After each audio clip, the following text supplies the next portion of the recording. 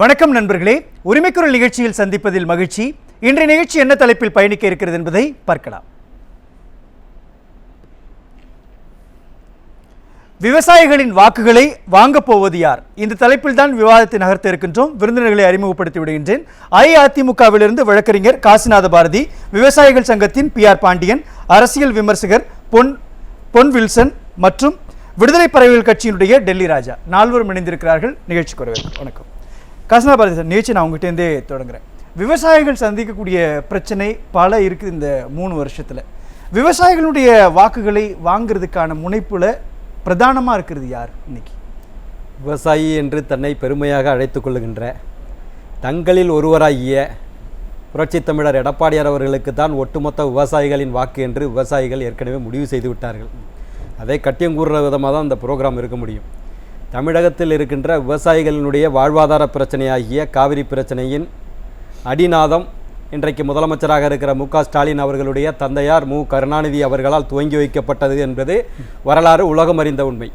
1924 சென்னை ராஜதானிக்கும் மைசூர் மகாராஜாவுக்கும் இருந்த ஒப்பந்தம் 50 ஆண்டுகளுக்கு ஒரு முறை புதுப்பிக்கப்பட வேண்டியது 1974 கருணாநிதி அவர்களால் கைவிடப்பட்டதால், அதை புதுப்பிக்காததால் தான் இன்றைக்கு இத்தனை பிரச்சனைகளும் நடைபெற்று கொண்டிருக்கிறது என்பது ஒட்டுமொத்த விவசாயிகளுக்கும் தெரியும், தமிழக மக்களுக்கும் தெரியும். அந்த 1974 புதுப்பிக்கப்படாததால் அதற்கு பிறகு இந்த கருணாநிதி அவர்களுடைய ஆட்சி காலத்தில் தான் கிருஷ்ணராஜ சாகரிலிருந்து ஆரம்பித்து, கபினியிலிருந்து ஆரம்பித்து, ஹேமாவதியிலிருந்து ஆரம்பித்து, கேரங்கியிலிருந்து ஆரம்பித்து அத்தனை அணைகளும் கட்டி முடிக்கப்பட்டது என்பது உலகம் அறிந்த வரலாறு. இப்போது அவர்களுடைய கைங்கரியத்தின் அடிப்படையிலேயே காங்கிரஸ் பேரியக்கத்தைச் சேர்ந்த D.K. சிவகுமார் அவர்களாலும் சித்தராமையா அவர்களாலும் மிச்சம் இருக்கிற ஒற்றை அணையையும் மேகதாது அணையையும் கட்டி முடித்து விட்டால் தமிழகத்தை பாலைவனமாக்கி விடலாம் என்று அவர்கள் இன்றைக்கு கருதி கொண்டிருக்கிறார்கள். அதற்கு கட்டியங்கூறுகின்ற விதத்திலே அங்கே இந்தியா கூட்டணியை அமைத்து அங்கே மாநிலத்தில் இருக்கின்ற காங்கிரஸ் ஆட்சியை மத்தியிலும் அமைப்பதற்கான முழு முயற்சியில் தமிழகத்தை பாலைவனமாக்குவதிலேயே தமிழகத்திற்கு துரோகம் செய்வதிலும் கருணாநிதி குடும்பத்தைச் சேர்ந்தவர்களையும் தவிர வேறு யாருக்கும் அதில் பங்களிப்பே இருக்க முடியாது. அதை தான் இப்போ கடைசியாக நடந்து கொண்டிருக்கிறது. அந்த 1974 தொடங்கப்பட்ட பிரச்சனையில் முதலாக அங்கே காவிரி ஆணையத்தை நாங்கள் அமைச்சோன்னு சொல்லி அவங்க சொல்லுவாங்க. காவிரி ஆணையம் ரங்கநாத் மிஸ்ரா என்ற மாண்புமிகு நீதியரசர் அவர்களால் நீங்கள் காவிரி ஆணையத்தை அமைக்கிறீங்களா, நாங்கள் அமைக்கவான்னு சொல்கிற போது தான் VP சிங் பீரியடுக்கு அடுத்ததாக ஐக்கிய குஜராத் பீரியடில் அது கொண்டு வரப்படுகிறது. இதில் புரட்சித் தலைவி அம்மா அவர்கள் 1996 முதலமைச்சராக 93 முதலமைச்சராக இருந்தபோது 4 நாட்கள் மெரினா கடற்கரையில் தொடர் உண்ணாவிரதம். கருணாநிதியை போல காலை சாப்பாட்டுக்கும் மத்தியான சாப்பாட்டுக்கும் இடையில் நடக்கின்ற உண்ணாவிரதம் அல்ல, 4 நாட்கள் தொடர் உண்ணாவிரதம்.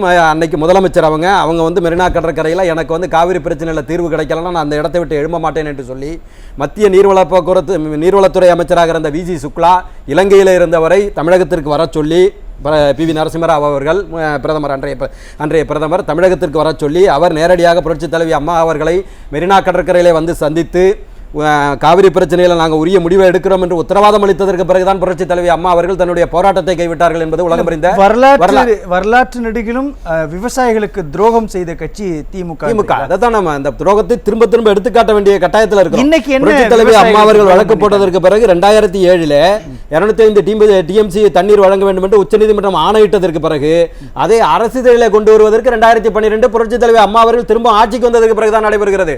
இடையில நீங்க 20 ஆண்டுகள் மத்திய அரசில் அங்க வைத்தீங்களா, மத்திய நீர்வளத்துறை அமைச்சரை வாங்கி இந்த காவிரி பிரச்சனையை தீர்த்திருக்கலாமே, மத்திய வெளியுறவுத்துறையை வாங்கி ஈழ பிரச்சனையை தீர்த்திருக்கலாமே, கச்சத்தீவு பிரச்சனையை தீர்த்திருக்கலாமே. வாங்கி வச்சுட்டு 1,70,000 கோடி ஊழலை பண்ண முடியுமா, இல்லை 5 லட்சம் கோடியை பண்ண முடியுமா? இப்படி ஊழலுக்கு கட்டியம் கூறுகின்ற நீங்கள் என்றைக்காவது தமிழர்களுடைய நலன் சார்ந்து உரிமை சார்ந்து போராடி இருக்கிறீர்களா? புரட்சி தமிழர் எடப்பாடியார் அவர்கள், நீங்கள் எல்லாரும் சொல்லுவாங்க அடிமையாக இருந்தீங்கன்னு சொல்கிறீங்களே, நாங்கள் 11 மருத்துவக் கல்லூரியில் கொண்டு வந்தோம், 22 நாட்கள் மத்திய அரசில் நாங்கள் வந்து பாஜக கூட்டணியில் தான் இருந்தோம். ஆனால் 22 நாட்கள் அவையை லோக்சபாவிலையும் ராஜ்யசபாவிலையும் முடக்கி காவிரி ஆணையத்தை கொண்டு வருவதற்கான முகாந்திரத்தை உருவாக்கியது எடப்பாடியார் அரசாங்கம். 2019 கண்டெம்ட் பெட்டிஷனை போட்டு நீதிமன்ற அவமதிப்பு பெட்டிஷனை போட்டதற்கு பிறகுதான் அவங்க காவிரி ஆணையத்தை கொண்டு வந்தாங்க. நாங்கள் அவங்க கூட்டணியில் இருந்தபோது கூட தமிழர்களின் நலன் சார்ந்து உரிமை சார்ந்து எங்களுடைய 37 பாராளுமன்ற உறுப்பினர்களும் அதே போல லோக்சபா ராஜ்யசபாவில் இருக்கின்ற 14-15 எங்களுடைய பாராளுமன்ற உறுப்பினர்களும் ஒட்டுமொத்தமாக அவையை முடக்கணுமே.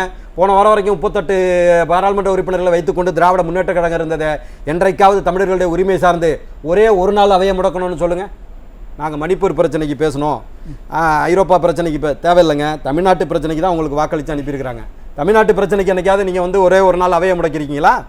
போன வாரம் வரைக்கும் 38 பேரை வச்சுக்கிட்டு ஒன்றும் பண்ணாமல் அடுத்த வாரத்துக்கு எனக்கு ஓட்டு போடுங்கன்னு சொன்னால் தமிழகத்தில் இருக்கிற விவசாயிகள் உற்று நோக்கி கொண்டிருக்கிறார்கள், உன்னிப்பாக பார்த்து கொண்டிருக்கிறார்கள். நான் காவிரி டெல்டாவை சேர்ந்தவன், நானும் காவிரி டெல்டாவை சேர்ந்தவன் தான் அப்படின்னு சொல்லிட்டு மட்டும் அதைத்தான் சொல்ல வரேன். அவர் காவிரி டெல்டாவை சேர்ந்தவன் என்று மார்தட்டி கொண்டால் போதாது. அந்த காவிரி டெல்டாவை பாலைவனமாக்குகின்ற மீத்தேன் எடுக்கின்ற திட்டத்திற்கு துணை முதல்வராக இருந்த போது கையெழுத்து போட்டுவிட்டு நான் பெண் பார்க்க மட்டும்தான் சொன்னேன், பொண்ணை வந்து கட்டி கொடுக்கறதா சொல்லலன்னு சொல்றதெல்லாம் வந்து ஊரை ஏமாத்துகின்ற உங்க தந்தையாருடைய பாணியில ஊரை ஏமாத்துகின்ற வேலை, வாயால் வடை சுடுகின்ற வேலை. இன்னைக்கு என்ன இந்த மீத்தேன் திட்டத்தில் பாலைவனமாக தமிழகம் மாறிவிடும் என்ற அடிப்படையில் அங்கே ONGC போன்ற நிறுவனங்கள் அடுத்தடுத்த ப்ராஜெக்டுகளை ஆரம்பிக்கின்ற போது புரட்சி தமிழர் எடப்பாடியார் அவர்கள் பாதுகாக்கப்பட்ட வேளாண் மண்டலம் என்ற ஒரு சட்டத்தை கொண்டு வந்து ஒட்டுமொத்த எங்களுடைய காவிரி டெல்டாவையும் காப்பாற்றிய ஒரே நாயகன் புரட்சி தமிழர் எடப்பாடியார் தான். அவர் என்னைக்கு காவிரி நான் டெல்டாவாக்காரன்னு சொல்லிக்கிட்டது கிடையாது, டெல்டாக்காரன் சொல்லிட்டு டேட்டா கொடுக்குறவரும் கிடையாது. ஏன் இன்னமும் காவிரி பிரச்சனையில் நமக்கு விடிவு கிடைக்கவில்லை என்றால் கூட ஒட்டுமொத்த தமிழகத்தில் 22,000 ஏரிகளை தூர்வாரிய குடிமராமத்து நாயகன் இன்னைக்கு சொல்றமே. காவிரி பிரச்சனை இதில் தண்ணி வரலன்னா கூட இந்த குடிமராமத்து திட்டத்தின் மூலமாக 22,000 ஏரிகள் தூர்வாரப்பட்டிருக்கின்றன. இந்த தண்ணியை வச்சா நம்ம மேனேஜ் பண்ணிட முடியும்னு சொல்கிறாங்களே. நீங்கள் என்னைக்காவது விவசாயிகளுக்கு நீங்கள் வந்து கான்கிரீட் இது போட்டு ரோடு போட்டு அதில் இறங்கி விவசாயிகளை பார்க்குறவங்க, அவர் வந்து களத்தில் இறங்கி நாற்று நட்டார், களை எடுத்தார். அதனால உண்மையான ஒரிஜினல் விவசாயி உங்களுக்கு விவசாயத்தை பற்றியெல்லாம் தெரியறதுக்கு வாய்ப்பு இல்லை. யாரோ எழுதி கொடுக்குற ஸ்கிரிப்டுக்கு நீங்கள் நடிக்கிறீங்க. என்ன உங்க பையன் வந்து திரைப்படத்தில் நடிச்சாரு, நீங்க வந்து அரசியலில் நடிச்சீங்க. நீங்க சொல்ற இந்த பேச்சில இருந்து 2 விஷயம் புலப்படுது. ஒன்று, காவிரி விவகாரத்தில் தமிழ்நாட்டினுடைய உரிமையை பறிகொடுத்தது திமுகவால் தான் அப்படின்றீங்க. இன்னொரு பக்கம் பரந்தூர் விமான நிலையத்திற்கு எதிர்ப்பு தொடங்கி இந்த செய்யூர் சிப்காட்டுக்கு எதிரான போராட்டம் வரை உள்ளுக்குள்ள இருக்கக்கூடிய தமிழ்நாட்டினுடைய மக்கள், டெல்டா பகுதியை தாண்டிய மக்களையும் வஞ்சிக்கக்கூடிய செயலுக்குள்ள இருக்குதா இந்த திமுக? ஒட்டுமொத்தமாக சரிங்க. என்எல்சி நில எடுப்பு அவங்க வந்து போராட்டம் நடத்தினாங்களே, நீங்க கலெக்டரை வச்சு அவங்களை அடிச்சு விரட்டினீங்களே, அங்க மிகப்பெரிய கலவரம் வெடிச்சதே. இன்னைக்கு என்ன பண்றீங்க? வள்ளலாருடைய இதுல வந்து பெருவழியில வந்து நாங்க வந்து இன்டர்நேஷனல் இது அமைப்போம்னு சொல்லி அது ஒட்டுமொத்தமாக அது வந்து பொதுமக்களுடைய வழிபாட்டுக்காக உள்ள இடம்னு சொல்றாங்க. அந்த மக்களுடைய உணர்வுகளுக்கு மதிப்பு கொடுக்காமல் உங்களோட போராடினப்போ நீங்க வந்து உங்கள்கிட்ட இருந்த அவங்க இல்லைங்கிற போது வந்து கோபேக் மோடி சொன்னீங்க, இன்னைக்கு வெல்கம் மோடி சொல்றீங்க. நாங்க அப்படியெல்லாம் என்னைக்கு இல்லை. அங்க அவங்க கூட்டணியில் இருந்த போதே காவிரி பிரச்சனையில நாங்க 22 நாட்கள் அவையை முடக்கணும். நீங்க முல்லை பெரியாறு அணையை சொல்லுங்க, 152 அடியா உயர்த்தினதுக்கு புரட்சி தலைவர் அம்மா அவர்களுடைய வழக்கு தான் காரணம். நீங்க இன்னைக்கு அந்த வழக்கை கண்டினியூ பண்ணி கொண்டு போயிட்டுருக்கீங்களா? எடப்பாடியார் காலத்தில் 142 அடி வந்துச்சு, இப்போ கொண்டு வந்திருக்கீங்களா? ஏதாவது ஒரு இடத்துல அடிப்படையாக ஒரு இது, அதாவது வந்து கரும்பு விவசாயிகள் அவர்களுடைய வாழ்வாதாரம் என்பது அந்த 9 மாதங்கள் விளைகின்ற அந்த கரும்பை வந்து அந்த பொங்கல் பண்டிகைக்கு விற்றால்தான் அவர்களுக்கு வாழ்க்கை. அதை கூட பொங்கல் தொகுப்புல கொண்டு வருவதற்கு எடப்பாடியார் அவர்கள் போராட்டம் அறிவித்து தமிழகம் முழுவதும் ஆர்ப்பாட்டத்தை நடத்தியதற்கு பிறகுதான் கரும்பு விவசாயிகள் உங்களுக்கு கண்ணுக்கு தெரியுது. சோறு போடுற விவசாயி ஏன் கூறு போட நினைக்கிறார் ஸ்டாலின்? இல்ல, அவரு அதுல ஒன்றும் லாபம் இல்லை. விவசாயத்திலேருந்து இவங்களுடைய நோக்கமே, நீங்கள் வந்து அவங்க மத்திய அரசில் 20 வருஷம் அங்கே வைத்த போது நீங்கள் பார்த்துருப்பீங்க, தகவல் தொழில்நுட்ப பிரிவு எங்கெல்லாம் கட்டிங் போடலாமா, என்ன நடந்துச்சு? 242 இதை வந்து அலைவரிசை மைக்ரோ இதை வந்து ஓஎஃப்சி கேபிள்களை தவறாக அமைச்சு தங்களுடைய சன் டிவி நிறுவனத்திற்காக பயன்படுத்தினார்னு 242 கோடி வழக்கு இன்றைக்கும் தயாநிதி மேரன் மேலே இருக்க. ஏதாவது நீங்கள் வருமானம் பண்ணிக்கிற வேலையை தான் பார்ப்பீங்க. நான் அதை தான் கேட்குறோம் திரும்ப நீர்வளத்துறையை வாங்கியிருக்கலாமே, வாங்கி காவிரி பிரச்சனை செட்டரைட் பண்ணியிருக்கலாமே, நீங்கள் காவிரி குண்டாரை இணைச்சிருக்கலாமே, காவிரி கோதாவரியை இணைச்சிருக்கலாமே. எவ்வளவோ பிரச்சனைகள் இருந்து விவசாயிகளை கண்டுக்கிறதே இல்லையா? இல்லை, விவசாயிகள் இவர்களுக்கு தேவையே கிடையாது. இவர்களுக்கு எங்கே வருமானம் வருதோ இலவச டிவியை கொடுப்பீங்க. எதுக்கு? உங்களுடைய சுமங்கலி கேபிள் விஷனை வளர்த்துக் கொள்வதற்காக. மொத்தமாக தமிழகத்தை தங்களுடைய வியாபார கேந்திரமாக மாற்றுவதற்காக ஸ்டாலின் குடும்பமும் கருணாநிதி அதை செஞ்சுக்கிட்டு இருந்தாரு. தமிழ்நாடு சட்டமன்றத்தில் நீர்வளத்துறை அமைச்சர் துரைமுருகன் பேசுறப்ப சொல்றாரு, எங்களுடைய அனுமதி இல்லாமல் காவிரியில உரிமையை பறிக்க முடியாதுன்றாரு. மேகதா, அதாவது காவிரி ஆணையம் என்பது எத்தனை டிஎம்சி கொடுக்கலாம் கொடுக்கக்கூடாதுங்கிறத மட்டும்தான் டிசைட் பண்ணுறதுக்கான அத்தாரிட்டி. அதுதான் அவங்களுடைய பெர்வியூ, அவங்களுடைய கார்னர். இது என்னன்னா அது மட்டும்தான். அங்கே வந்து மேகதாது பிரச்சனை அவங்க எழுப்புறாங்கன்னா வெளிநடப்பு செஞ்சுருக்கணும்லங்க. நான் என்ன சொல்கிறேன், ஒரு சொட்டு தண்ணியை கொடுக்க முடியாதுன்னு சித்தராமையாவும் டிகே சிவகுமாரும் சொல்கிறார்கள். யார் அவங்க? உங்கள் கூட்டணியை சேர்ந்த இந்தியா கூட்டணியை சேர்ந்தவர்கள், இந்தியா கூட்டணியை இன்றைக்கு தலைமை தாங்கக்கூடிய காங்கிரஸ் பெரிய இயக்கத்தை சேர்ந்தவர்கள். அந்த கட்சியை நான் ஜெயிக்க வைக்கிறேன் அப்படின்னு நீங்கள் போட்டி போடுறீங்க அப்படின்னு சொன்னால், அப்போ அவங்க வந்ததற்கு பிறகு, மத்தியிலையும் வந்ததற்கு பிறகு அந்த மேகதாது அணையை உடனடியாக போர்க்கால அடிப்படையில் கட்டுவாங்க. அப்படி கட்டுகின்ற போது யாருக்கு பாதிப்பு வரும்? இதே தானே உங்கள் தந்தையார் செஞ்சார். HD தேவகவுடா கர்நாடகத்தை சேர்ந்தவரை பிரதமராக்குனதுனால தான். அன்னைக்கு ஜி.கே. மூப்பனார் வந்துடக்கூடாதுன்னு தானே பண்ணாரு. அண்ணன் பொன்னியின் அவர்களுக்கு அழகா தெரியும். அன்னைக்கு ஜி.கே. மூப்பனார் வந்துவிடக்கூடாது, எனது உயரம் எனக்கு தெரியும்னு சொல்லி அன்னைக்கு கச்சேரி தேவகவுடாவை கொண்டு வந்தீங்க. அவர் கர்நாடகத்தை சேர்ந்தவர் வந்தாருன்னா அவர் கர்நாடகத்துக்கு சப்போர்ட்டா நினைப்பாரா, தமிழகத்துக்கு சப்போர்ட்டா நினைப்பாரா? ஒட்டுமொத்தமாக உங்களுக்கு தமிழர்களுடைய உரிமையோ தமிழர்களுடைய நலனோ தேவையில்லை. ஒட்டுமொத்தமாக நீங்க சம்பாதிக்கிற வேலையை மட்டும் பார்க்கணுங்கிறத நினைக்கிறீங்க. தமிழ்நாட்டு மக்கள் உன்னிப்பாக கவனித்து கொண்டிருக்கிறார்கள். குறிப்பாக விவசாயிகள் மிக அருமையாக கவனித்துக் கொண்டிருக்கிறார்கள். அவங்க விவசாயிகளை பார்த்து இப்போ இந்த சிதம்பரத்தில் வந்து பிரச்சாரத்தில் கூட அந்த கொள்ளிடம் கீழணை விவசாயிகள் சங்கமும் காவிரி இந்த என்எல்சி விவசாயிகள் சங்கமும் அதுபோல் வந்து அங்கே இருக்கிற விவசாயிகள் சங்கத்தை அதுபோல் வந்து கரும்பு விவசாயிகள் சங்கத்தையும் சந்தித்து எடப்பாடியார் இது பண்ணியிருக்கிறாங்க.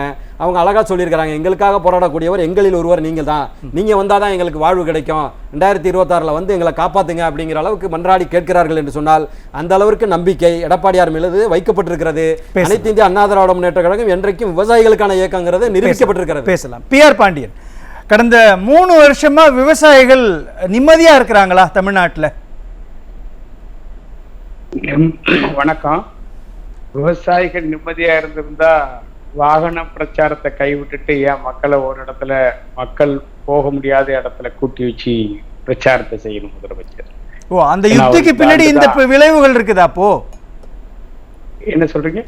திமுகவினுடைய இந்த பிரச்சார யுக்திக்கு பின்னாடி ஒரு பேக் ஃபயர் ஆயிடும்ன்ற பயம் இருக்குதா? அது இன்னுமா புரிஞ்சுக்காம இருக்கீங்க? அவர் மக்கள் வசிக்கிற பகுதி வழியா கூட அவரோட வாகன பயணம் கிடையாது. திருவாரூருக்கு வந்தாரு. திருவாரூருக்கும் தஞ்சாவூருக்கும் இடைப்பட்ட பகுதியில ஒரு பைபாஸ் ரோடு புதுசா அமைக்கப்பட்டிருக்கு, ஓபன் பண்ணல. அந்த ரோடு மக்கள் வசிக்காத பகுதியில போகும், யாரும் சாலையில வர முடியாது, இன்னும் ஓபன் பண்ணாத ரோடு. அதுல ஒரு பகுதியில மேடையை போட்டு அந்த இடத்துக்கு அந்த சாலை வழியா வந்துட்டு மேடை முடிச்ச உடனே அவர் இறங்கி கார்ல ஏறி போயிட்டார். அவரால் மக்கள் வசிக்கிற பகுதி வழியா போக முடியாது. ஏற்கனவே அவங்க வர்ற போது மாவட்ட எல்லையில வரவேற்பெல்லாம் கொடுப்பாங்க, அதுக்கான வாய்ப்பெல்லாம் இல்லை. நீங்க வந்து முதலமைச்சர் வர்றாருன்னா மக்கள் சாலைக்கு வரணும், பணம் கொடுத்து கூட்டிட்டு வந்தா தான் வருவாங்க. இது ஏற்கனவே சென்ற ஆகஸ்ட் செப்டம்பர் மாசத்துல அவர் வந்து நாகப்பட்டினத்துக்கு வந்துட்டு போனப்போ கூட அவர் சாலை வழியா போன போது எந்த இடத்துலையும் மக்கள் அவர் வரவேற்கல. அந்த அச்சம் இருக்கு அவருக்கு.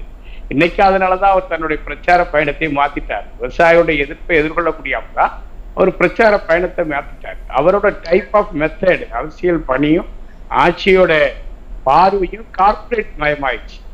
அவங்க இன்னைக்கு தமிழ்நாட்டை ஒட்டுமொத்தமா தன் வசப்படுத்தணும், தன்னுடைய கட்டுப்பாட்டுல கொண்டு வரணும், அடிமைப்படுத்தி மக்களை வைக்கணும் அப்படிங்கிற அடக்குமுறைகளை கையாள ஆரம்பிச்சிட்டாங்க. அவங்களுக்கு ஆட்சி மக்களாட்சின்னா என்ன, அதோட அடிப்படை நோக்கங்கிறதே அவங்க புரிஞ்சுக்கல. சார், நீங்க சொல்ற குற்றச்சாட்டு அபாண்டமா இல்லையா?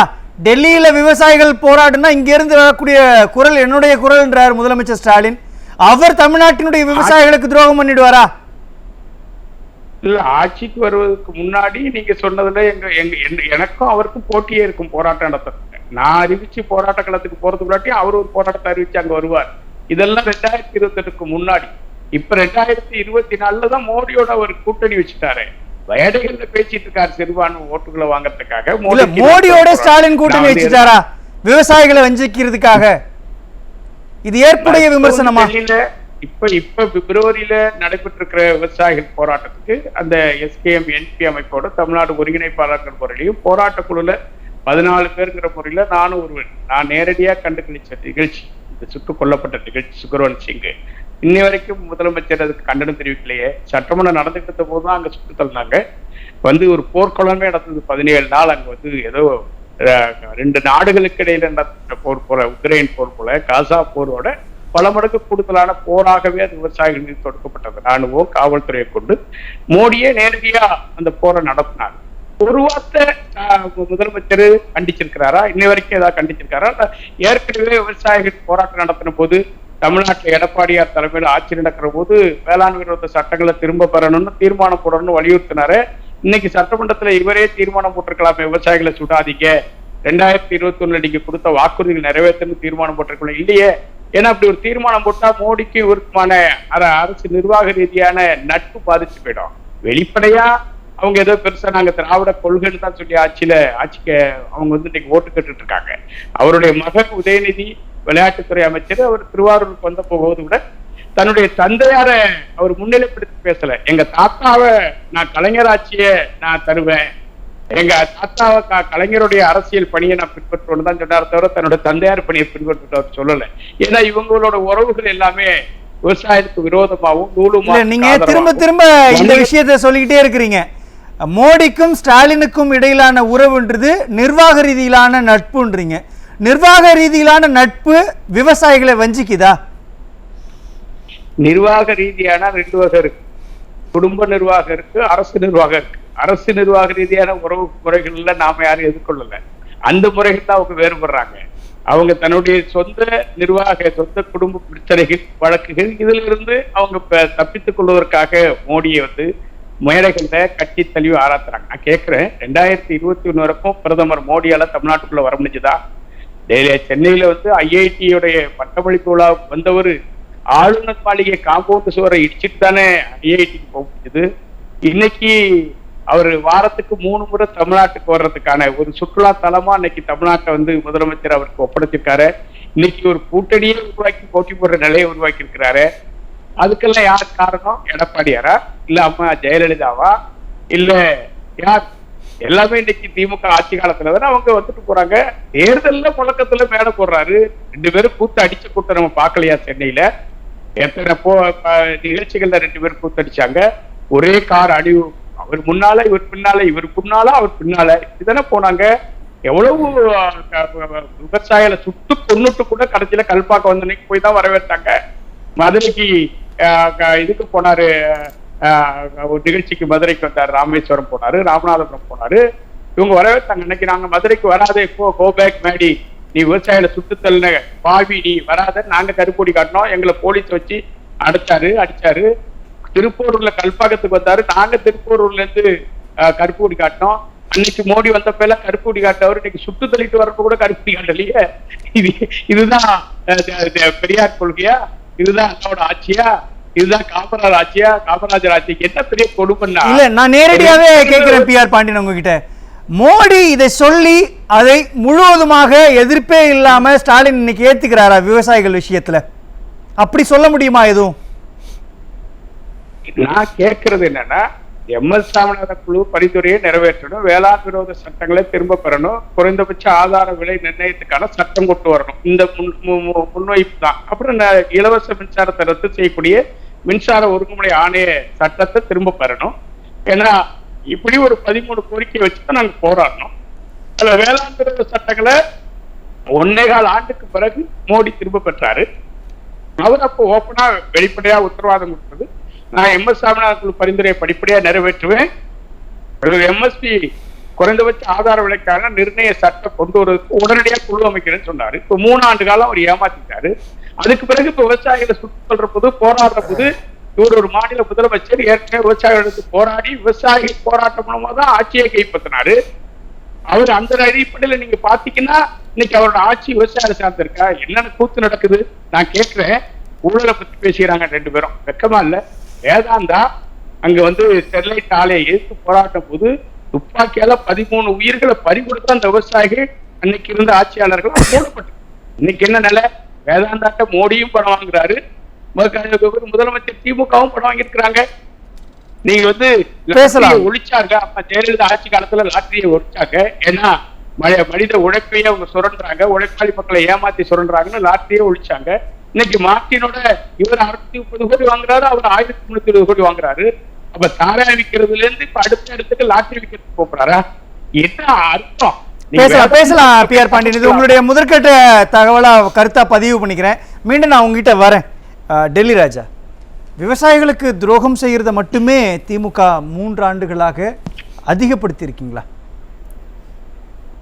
வணக்கம். மாண்புமிகு தமிழக முதலமைச்சர் பாசமிகு அண்ணன்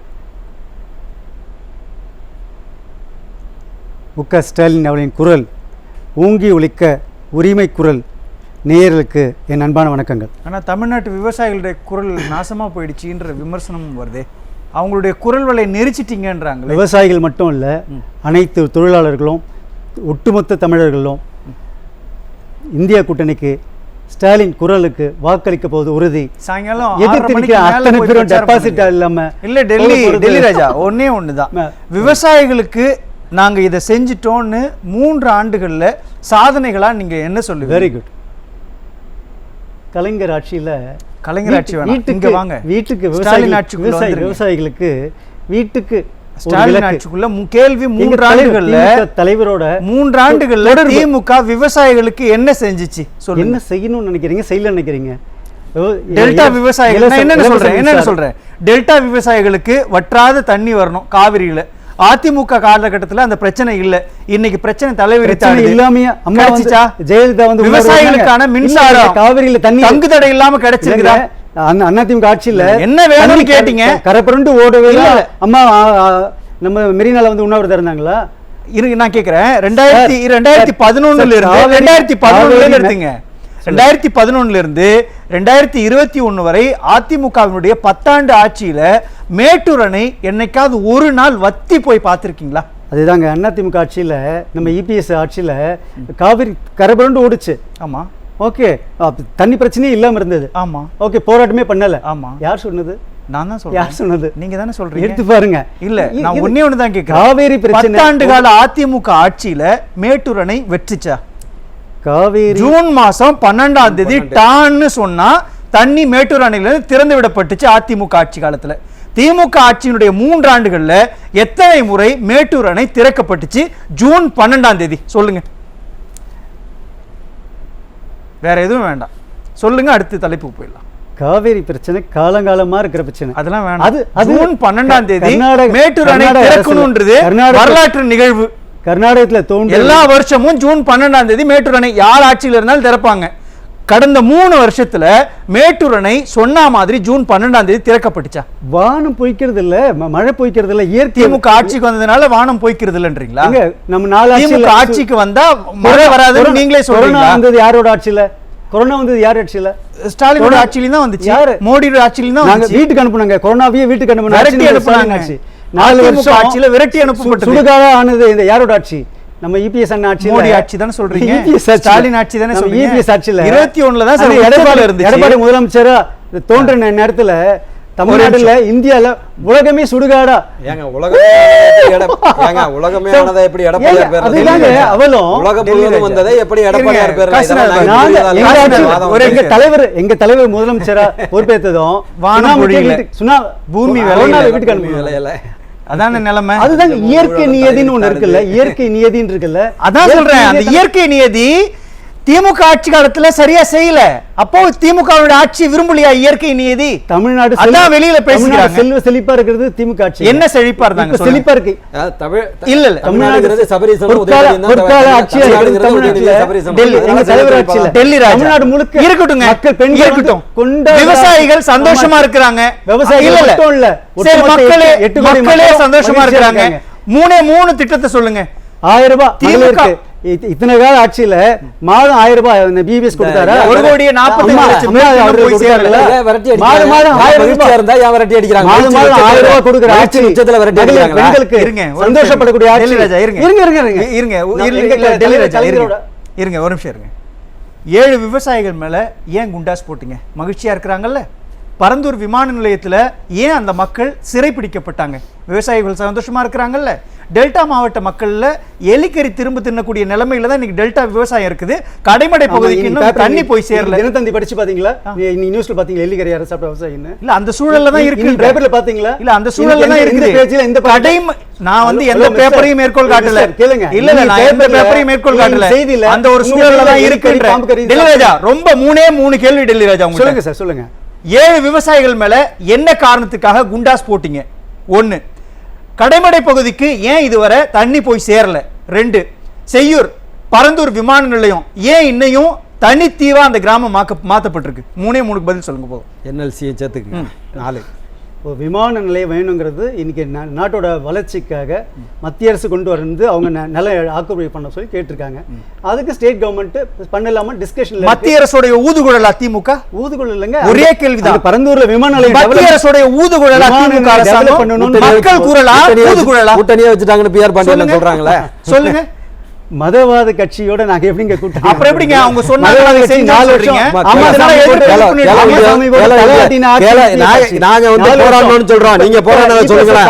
போட்டு பாராளுமன்ற உறுப்பினர்கள் போராட்டம் சொல்லுங்க. நான் சொல்றேன் அதே கூட்டணியில் இருந்து கொண்டு 22 நாட்கள் அவையை முடக்கணும். நீங்க சொல்லுங்க, நீங்க கூட்டணியில் இல்லதான், பாஜகவுக்கு எதிராக தான் இருந்தீங்க, ஒரே ஒரு நாள் முடக்கணதை சொல்லுங்க. நான் வந்து டிபேட்டை வித்ட்ரா பண்ணிட்டு போயிடுறேன். ஒவ்வொரு நாளும் போராட்டம் தாங்க. இன்னைக்கு ஆமா, திமுக ஆட்சிக்கு வந்ததுல இருந்து விவசாயிகள் போராட்டம் தான் பண்ணிட்டு இருக்காங்க. அது ஊழல் செய்யறதுக்கு அவங்க செய்யறது, அதுவும் போராட்டம் தானே. ஊழல் செய்யறதுக்கு அவங்க ஒவ்வொரு முடக்கி தானே வச்சிருக்கோம்.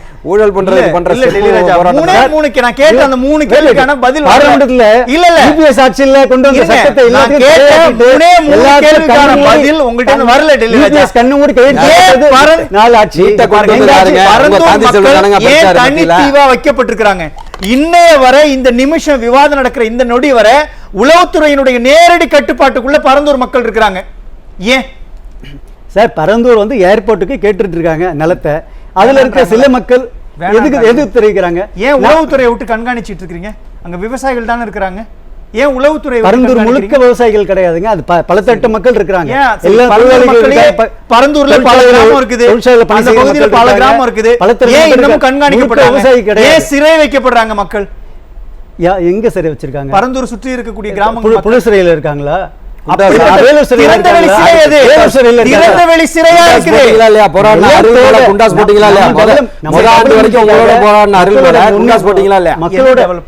எத்தனை விவசாயிகள் அயல் நாட்டுல சாப்ட்வேர் கம்பெனில ஒர்க் பண்ணிட்டு இருக்காங்க. எத்தனை விவசாயிகள் நீங்க காரைக்குடி பக்கம் போவீங்க, எத்தனை வீடு பூட்டி கிடக்கு. எல்லாம் வெளிநாட்டுகள் கொஞ்சம் கூட இல்லாம பச்சை பொய்ன்றது தெரியுது. மக்கள் முன்னேறி இருக்காங்க. இப்ப 20-30 வருஷம் பேக்ல போங்க, இருண்ட பூமியா இருந்த நம்ம நாடு இன்னைக்கு செழிப்பா இருக்கு, செழிந்து வந்துட்டு இருக்கு. ஃபர்ஸ்ட் கேள்வி கேட்டேன், அதுக்கும் பதில் சொல்லுங்க. ரெண்டாவது காசிநாத் பாரதி கேட்கிறேன், சொல்லுங்க. ஏன் அருள் உள்ளிட்ட விவசாயிகள் மேல நீங்க குண்டாஸ் போட்டீங்க? என்ன காரணம்? டெல்லியிலேயே போடல விவசாயிகள் மேல குண்டாஸ், தமிழ்நாட்டில் ஏன் போட்டீங்க? 2 ஆண்டுகளுக்கு முன்பு இவரோட போராடினவர், மு.க. ஸ்டாலினோடு போராட்ட களத்துல கூட பக்கத்துல இருந்தவர், பச்சை துண்டு போட்டுட்டு பக்கத்துல உட்கார்ந்தவர். அடுத்த 2 ஆண்டு கழிச்சு நீங்களே அரெஸ்ட் பண்ணி வைக்கிறீங்களா? அதுக்கான காரணத்தை சொல்லுங்க. சொல்லுங்க டெல்லி ராஜா. சட்டம் அது கடமை செஞ்சுட்டு இருக்கீங்க. அதுக்கு பல விஷயங்கள் இருக்கு. அது தீவிரவாதி கிடையாதுங்க. மக்களுக்காக சட்டமா, ஸ்டாலின் பாதுகாக்கிறதுக்கு அல்லது அவர் குடும்பத்துக்கான சட்டமா? மக்களை பாதுகாக்கிறதுக்கு சட்டம். பி.ஆர். பாண்டியன் இல்ல அருள் 2021 சட்டமன்ற தேர்தல் பிரச்சார களத்துல ஸ்டாலினோட அமர வச்சு அவருக்கு மூலமாக ஓட்டை கேட்டாங்க. வெக்கக்கேடான ஆட்சிக்கு இதை பத்தி விவாதிக்க முடியாது. நாருது எங்களுக்கே எவ்வளவு விவசாயிகள் காவிரிக்காக போராடி இருக்கிறோம், காவிரி டெல்டா பாதுகாக்கப்பட்ட பட்டளப்பா ஆக்கணும்னு போராடி இருக்கிறோம். இத்தனையும் போராட்டங்கள் நடத்தணும். என்னைக்காவது நாங்க பாராளுமன்ற தேர்தல்ல சட்டமன்ற தேர்தல்ல நிக்கணும். பாண்டியன் என்ன விவசாயி கிடையாது.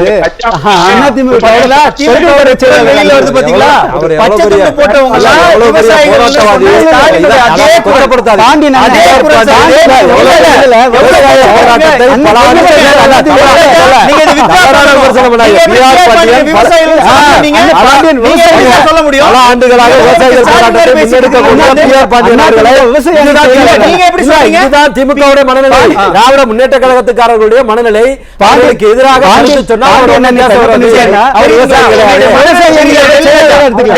உங்க மனநிலை தெரியுதா? ஒரே ஒரு விஷயம், இதே பி.ஆர். பாண்டியன் எத்தனை போராட்டம் நடத்திருக்கிறாரு? எத்தனை போராட்டம் விவசாயிகள் நடத்திருக்காரு? எத்தனை போராட்டம் ஸ்டாலினோடு இணைந்து பண்ணிருக்காரு? பி.ஆர். பாண்டியன் சுருக்கமா, அவர் ஒரு இயக்கத்தின் பேர்ல உட்கார்ந்துட்டார். அந்த இயக்கத்தை பலவீனப்படுத்தி இன்னைக்கு அணியில வேற இருக்கலாம். அந்த இயக்கமே விவசாயிகள் எங்களோட போராட்ட களத்தில் இருந்ததுதான். இன்னைக்கு அந்த கொள்கை மாறாமதான் அந்த இயக்கம் இருக்கு. சில தவிர்க்க முடியாத நிலைகள் அவர்களுக்கு ஏற்பட்டிருக்கலாம் தவிர, ஆனா அந்த இயக்கத்தின் பேரை போட்டு டெல்லி ராஜான்னு கொண்டாந்து உட்கார வச்சுட்டு காவிரி ஒரு வருஷமா அல்லோகப்பட்டு இருக்கு, அங்க சுவிச்சமா இருக்காங்கன்னு அவர் சொல்றாரு. இது நல்ல குரல் இல்லையா? இன்னைக்கு பேப்பர்ல எடுத்து பாருங்க, எந்த விவசாயி வந்து அல்லல் பட்டுட்டு இருக்காங்க சொல்லுங்க. நியூஸ் எல்லாம் போராடுறது யாரு? இல்ல ஒரு உண்மை தெரியுதா உங்களுக்கு? இல்ல விவசாயிகளுக்காக போராடின பி.ஆர். பாண்டியன் விவசாயி கிடையாது. விவசாயிகளுக்காக பேசின அருள் விவசாயி கிடையாது. அவர் மேல குண்டாஸ் போடுவீங்க, விவசாயிகள் தொடர்ச்சியா போராட்டம் நடத்துவாங்க, அவருடைய குரல் கேட்க மாட்டீங்க, அதை இருட்டடிப்பு செய்வீங்கன்னா இது ஆட்சியா என்ன? ஜூன் 4ஆம் தேதி அன்னைக்கு இந்தியா கூட்டணி மகத்தான வெற்றியும் எதிர்ப்பு கட்சிகள் டெபாசிட்ல கருதியும் பார்க்க தான் போறீங்க. பி.ஆர். பாண்டியன் அவருடைய நேரத்தை நான் எடுக்கிறேன், இவரோட நேரத்தை பேசாம இருக்காரு. நான் கேட்கிறேன், என்னைக்காவது முதலமைச்சர் மேடையில பேசுறாரு? பேசுறாரு எங்கேயாவது பேசுறாரா? பிஜேபி எதிர்ப்புங்கிறத மட்டும் மேடையில பேசுறாரு. தேர்தல் தேதி அறிவிக்கிற வரைக்கும் 2 பேர் கை கோர்த்து நின்றாங்க. இன்னைக்கு பிஜேபி எதிர்ப்பு காங்கிரஸ் அடுத்த கலப்பு வாக்கா பயன்படுத்தி முதலமைச்சர் பயன்படுத்துறாரு தவிர ஒரு பதிச்ச சலுகை திட்டங்களை நான் சொல்ல ஒரு ஆட்சிக்கு வந்து 2021 வந்த உடனே குடிமைக்கான காப்பீடு திட்டத்தை அடியோட ரத்து பிஆர் பாண்டியன் கொஞ்சம் மைக்க பக்கத்துல வச்சு பேசுங்க. மாசம் 2021 ஜூன் மாசம் காவிரி டெல்டா பாதுகாப்பு மண்டலத்துல எடப்பாடி பழனிசாமி அறிவிச்சார். இவர் வந்து முதலமைச்சராகி 2021 ஜூன் மாசம் நாகப்பட்டினத்தை காவிரி டெல்டா பெட்ரோலிய ரசாயன மண்டலமா அறிவிப்பான பத்திரிகையில விளம்பரம் கொடுத்தாங்க. நாங்க உடனே போய் கலெக்டரேட் இழுத்து கொண்டு உட்கார்ந்ததுக்கு பிறகு இரவு சொல்றாங்க அது முதலமைச்சருக்கு தெரியாம அப்படி ஒரு அறிவிப்பான வந்துட்டு நாங்க உடனே திரும்ப பெறணும் சொல்ல சொன்னாங்கன்னு சொல்லி அன்னைக்கு இருந்த தொழில்துறை செயலாளர் அந்த மாவட்ட ஆட்சியர் சொன்னாங்க. நிலக்கரி சுரங்கத்துக்கு போய் பாதுகாக்கப்பட்ட வேளாண் மண்டலத்து சிதம்பரத்துல வீரான ஏரி உட்பட அந்த நிலங்கள் எல்லாம் அமைச்சர்களே புரோக்கரா மாதிரி நிலம் கையகப்படுத்தாங்க. நான் போய் போராடிதான் அதை நிறுத்தினேன். இன்னைக்கு நெய்வேலியில அனுமதி அமைப்புன்னு அந்த இயக்குனர் சொல்றாரு. முதலமைச்சரே உங்க அனுமதியோட அவர் அறிவித்தார். அனுமதி நிலையம் எங்க அமைச்சிருக்காங்க? கல்பாக்கத்தில் அமைச்சிருக்கிறதே அச்சத்தில் நிற்கிறோம். இங்க பூர்வத்தில் அனுமதிச்சதை வந்து இன்ன வரைக்கும் எதிர்ப்பு போராடி இருக்கோம். நெய்வேலியில் அமைப்புக்கிறாங்க. தமிழ்நாடு அரசு நிலவரிகள் சட்டம் கொண்டு வந்து மத்திய அரசு திரும்ப பெற்றது வரைக்கும் சட்டம் அதை விட பல மடங்கு மோசமான சட்டம். மிகச்சுருக்கமா பிஆர் பாண்டியன், நான் மீண்டு வரேன் உங்ககிட்ட. நான் மீண்டு வரேன் பொன்வில்சன் போயிட்டு நான் மீண்டு வரேன். பொன்வில்சன், 3 பேருடைய பேச்சையும் கேட்டிருப்பீங்க. பிஆர் பாண்டியன் பல பட்டியல்களை வெளியிட்டு இருக்கிறாரு. அவர் சொல்ற பல விஷயங்கள் திமுகவுடைய ஆட்சிக்கு வந்ததுக்கு பிறகு நடக்கக்கூடிய அநீதி. உண்மையிலேயே திமுக மீது விவசாயிகள் அதிருப்தியில் இருக்கிறாங்களா? இல்லை, எனக்கு கொஞ்சம் நேரம் கொடுக்கணும் கண்டிப்பாக பதில் சொல்கிறதுக்கு. இப்போ எப்படின்னா, பழைய வரலாறு இப்போ நம்ம காசிநாத பாரு அழகாக சொன்னார். நான் இன்றைய வரலாறுக்காக நான் பேச வரேன். இப்போ இவங்க தேர்தல் அறிக்கையில் கொடுத்துருக்காங்க, சாமிநாதன் கமிஷன் அறிக்கையை வந்து நாங்கள் நிறைவேற்றுவோம்னு கொடுத்துருக்காங்க. சாமிநாதன் கமிஷனை உருவாக்குனது வந்து தேசிய விவசாயிகள் ஆணையம் சொல்லிட்டு சாமிநாதன் தலைமையில் கமிட்டி உருவாக்குனது 18 நவம்பர் 2004. அப்போது மன்மோகன் சிங் ஆட்சி. அப்போ உருவாக்கி 2 வருஷத்தில் 2006 அக்டோபரில் அந்த கமிஷன் மத்திய அரசாங்கத்துக்கிட்ட அறிக்கை கொடுத்தாச்சு. அப்போ ஆட்சியில் இருந்தது திராவிட முன்னேற்ற கழகம். மைனாரிட்டி காங்கிரஸ் அரசாங்கத்துக்கிட்ட ஆட்சியில் இருந்தாங்க. இவர்கள் வைத்தது தான் நாங்கள் சட்டம். இவர்கள் வாபஸ் வாங்கினா ஆட்சி கவுந்துரும், மைனாரிட்டி அரசாங்கம். அப்போது இன்றைக்கு நானும் டெல்டா விவசாயி தான் சொல்கிற ஸ்டாலின் அவர்கள் அன்றைக்கு ஆளுமையோடு இருந்தார். அவங்க அப்பாவும் இருந்தார். மத்தியில் 8 அமைச்சர்கள் இருந்தார்கள் தமிழ்நாட்டிலிருந்து திமுக சார்பாக. அப்படி இருக்கும்போது அந்த சாமிநாதன் கமிஷன் அறிக்கை ஏன் அன்றைக்கு நிறைவேற்றவில்லை? இது ஒரு பெரிய கேள்வி. ஏன் நிறைவேற்ற தயங்குறாங்க? அதுதான் விவசாயிகளுக்காக இவர்கள் வெறும் நாடகம் ஆடுகிறார்கள் என்பதுதான் உண்மை. அதான் 2 விஷயங்கள் நீங்கள் உதாரணம் சொன்னீங்க. திருவண்ணாமலை செய்யாறு மேல்மா இடத்துல சிப்காட்டுடைய 3வது விரிவாக்கம். அது உண்மையை சொல்லப்போனால் அது வந்து அதிமுக ஆட்சியில் நிறைவேற்ற வேண்டியது தான். அங்கே 2136 ஏக்கர் இடம் எடுக்கணும். ஆனால் விவசாயிகள் எதிர்ப்பு தெரிவித்த உடனே, அந்த விவசாயிகளுக்கு பயிர் நாசமாகும்னு சொன்ன உடனே அந்த திட்டத்தை கைவிட்டவர் எடப்பாடி பழனிசாமி, அதிமுக. இது நிதர்சனமான உண்மை.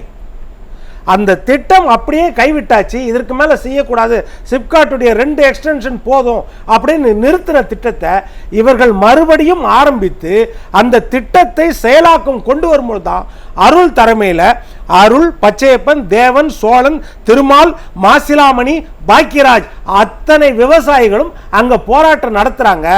இவர்களை போய் என்ன செய்கிறாங்கன்னா, நைட்டு 2 மணிக்கு போய் திருடனை பிடிக்கிறது போல காவல்துறை பிடிக்குது.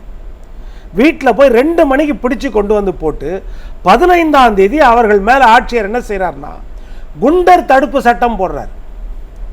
அதில் அருள் மேலே பெண் கொடுமை வன்கொடுமை தடுப்பு சட்டம்.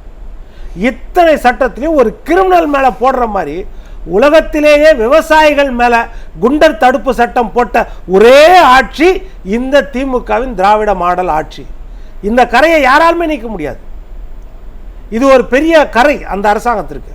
அதே போல் என்ன செய்கிறாங்கன்னா, போன ஜூலையில் என்எல்சி விரிவாக்கத்திற்கு என்ன செய்கிறாங்க, விளைந்த பயிர் ஒன்றில் 1958 வந்து நம்ம மருதகாசி பாடினார், ஏர்முனைக்கு நேர் இங்கே எதுவுமே இல்லைன்னு சொல்லிட்டு அந்த பயிரை என்ன செய்கிறாங்கன்னா, ஒரு விவசாயி வந்து அதை தான் பெற்ற மகளாக பார்ப்பான்.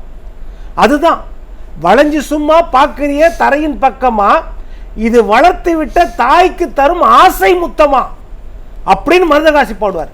தன் தாய்க்கு அந்த விளைந்த பயிர் ஆசை முத்தம் கொடுக்குது, அது என்னுடைய மகள் அப்படின்னு நினைப்பாங்க. அதைத்தான் உயர் நீதிமன்ற வழக்கறிஞர் தண்டபாணி சொல்றாரு. புல்டோசர் வச்சு அந்த பயிரை அழிக்கும் போது என் கண்ல இருந்து தண்ணீர் வந்துச்சுன்னு சொல்றாரு நீதிபதி. அந்த நீதிபதி தண்டபாணி அந்த கேஸ்ல சொல்றாரு.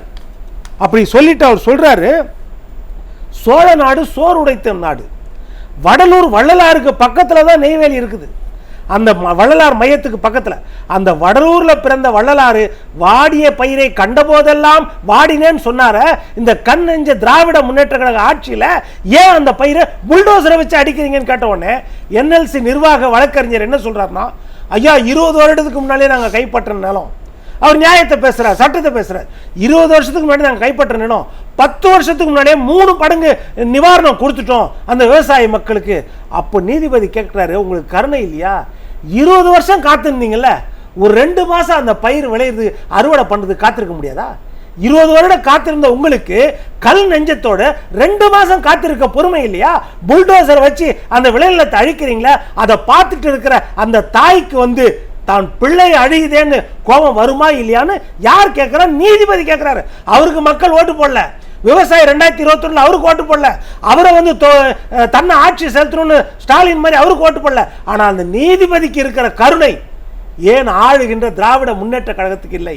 இதுதான் கேள்வி. இந்த கருணை மத்திய மாநில அரசு ரெண்டுக்குமே இல்லை. ஆமா, 2021 நம்ம பாண்டியன் அழகா சொன்னார், மத்தியில் இருக்கிற அரசுக்கு 3 வேளாண்மை சட்டங்கள். அந்த நேரத்தில் நீங்க இதே மாதிரி ஒரு வண்டியை ஏற்றித்தான் அன்றைக்கு விவசாயியை கொலை செய்தார்கள். அதை எதிர்த்து குரல் கொடுத்தோம். ஆனால் அன்றைக்கு திராவிட முன்னேற்ற கழகம் அதை எதிர்த்து பெரிய அளவில் குரல் கொடுக்கல. ஆனா என்னன்னா, இவர்கள் தேர்தல் அறிக்கையில் 2021 சொன்னார், விவசாய கடன் தள்ளுபடி 33வது வாக்குறுதி. 2 முறை எடப்பாடி பழனிசாமி 1க்கு 2 முறை அந்த 4.5 ஆண்டு காலத்தில் 12,000 கோடி விவசாய கடன் தள்ளுபடி செய்தாரா இல்லையா? இது கேள்வி. அடுத்தது அவங்களுடைய 35வது தேர்தல் வாக்குறுதி. ஸ்டாலின் கையெழுத்து போட்டு டிஆர் பாலு தலைமையில் இருக்கிற அந்த வாக்குறுதியில் கொடுத்திருக்காரு, நெல் கரும்பு போல வாழை, மஞ்சள், மரவள்ளி கிழங்கு, வித்துக்கள், பருப்பு வகைகள், மிளகாய், சிறுதானியங்கள், தேயிலை, எண்ணெய் தோட்ட பொருட்கள், தோட்டக்கலை பொருட்கள் எல்லாத்திற்கும் குறைந்தபட்ச ஆதார விலை நிர்ணயம் செய்யப்படும். இன்றைக்கு வரைக்கும் அது செவிடன் காதல ஊதுன சங்காதான் இருக்குது விவசாயி கேட்கும்போது. அதே மாதிரி 75வது வாக்குறுதி, நெல்லுக்கு டன்னுக்கு 2500, நெல்லுக்கு குவிண்டாலுக்கு 2500, கரும்புக்கு டன்னுக்கு 4000 சொன்னாரு. 3 வருடம் ஆக போகுது. அந்த விவசாயிக்கு அந்த அடிப்படை ஆதார விலையை கொடுக்கவே இல்லை. நிலுவைத் தொகையா கொடுத்தாங்களா? நிலுவைத் தொகை, கரும்புக்கு நிலுவைத் தொகை கொடுக்கவே இல்லை. கரும்புக்கு 34வது வாக்குறுதி, கரும்பை தனியார் ஆலையிலும் அரசு ஆலையிலும் மொத்த நிலுவைத் தொகையும் வாங்கி கொடுப்பேன். இன்றைக்கு வரைக்கும் பாக்கி இருக்குது அந்த கரும்பு விவசாயிகளுக்கு. இப்போ நம்ம காசி சொன்ன மாதிரி இது பொங்கலுக்கு கூட அந்த கரும்பை கொடுக்கல. எடப்பாடி போராடிய பிறகுதான் அந்த கரும்பை கொடுக்க ஆரம்பிச்சார். அதே மாதிரி இன்னொரு பக்கம் பார்த்தீங்கன்னா, உழவர் சந்தை எல்லா இடத்துலையும் ஆரம்பிப்போம், எங்க அப்பா ஆரம்பிச்ச இதுன்னாரு. இன்றைக்கு வரைக்கும் அது நிரூபிக்கப்படவில்லை, மெய்ப்பிக்கப்படவில்லை. அதே போல இது இன்சூரன்ஸ் போடுறாங்கல்ல விவசாயிகள், மொத்த ஏக்கருக்கு தான் இன்சூரன்ஸ் வரும். ஒரு புயலோ காற்று மழையோ இயற்கை பாதிப்போ பூச்சி அடிச்சதோனா எல்லாருக்கும் கொடுத்தாதான் கொடுப்போம், உங்க ஒரு நிலம் மட்டும் பாதிக்கப்பட்டா கொடுக்க மாட்டோம்னு குரூப் இன்சூரன்ஸ் தான் இருந்துச்சு. அதற்கு இவர் சொன்னார் 57வது தேர்தல் வாக்குறுதி, தனித்தனி நிலங்களுக்கும் இன்சூரன்ஸ் நாங்க இருப்போம், ஒரு தனி 1 ஏக்கர் 2 ஏக்கர் பாதிக்கப்பட்டாலும் அதுக்கும் இன்சூரன்ஸ் உண்டுனாரு. இன்றைக்கு அந்த பாதுகாப்பு இன்றைக்கு வரைக்கும் கொடுக்கப்படவில்லையே.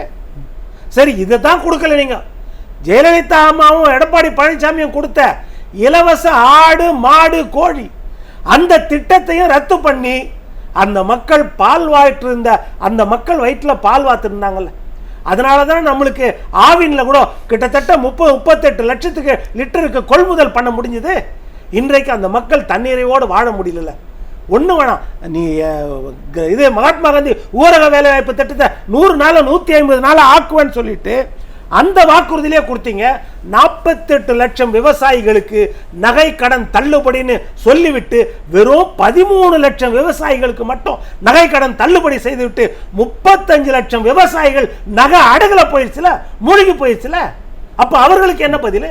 இப்படி பார்த்தீங்கன்னா தொடர்ந்து விவசாயிகளை வஞ்சித்த ஒரே அரசாங்கம் திராவிட முன்னேற்ற கழக அரசாங்கம்.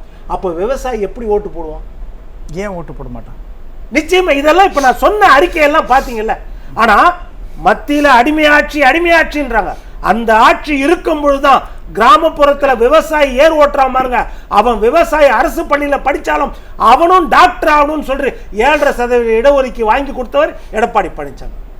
ஹைட்ரோ கார்பன் திட்டத்திற்கு தெரியாம நான் கையெழுத்து போட்டேன் சொல்லிட்டு எடப்பாடி ஆட்சி அப்ப நெடுவாசல் திட்டத்துல இரவும் பகலும் போய் உட்கார்ந்து எதிர்கட்சியா இருக்கும்போது போராட்டம் பண்ண ஸ்டாலின்.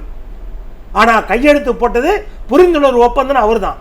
ஆனா அந்த மொத்த பகுதியும் பாதுகாக்கப்பட்ட வேளாண் மண்டலமா அறிவிச்சது எடப்பாடி பழனிசாமி. இது ஒரு பக்கம். முல்லை பெரியாறு பென்னிக்குய்க்கு ஆரம்பிச்சு தன்னுடைய நகையெல்லாம் வித்துதான் பென்னிக்கு அணை கட்டினார். அங்க உரிமையை பெற்றுக் கொடுத்தது அதிமுக.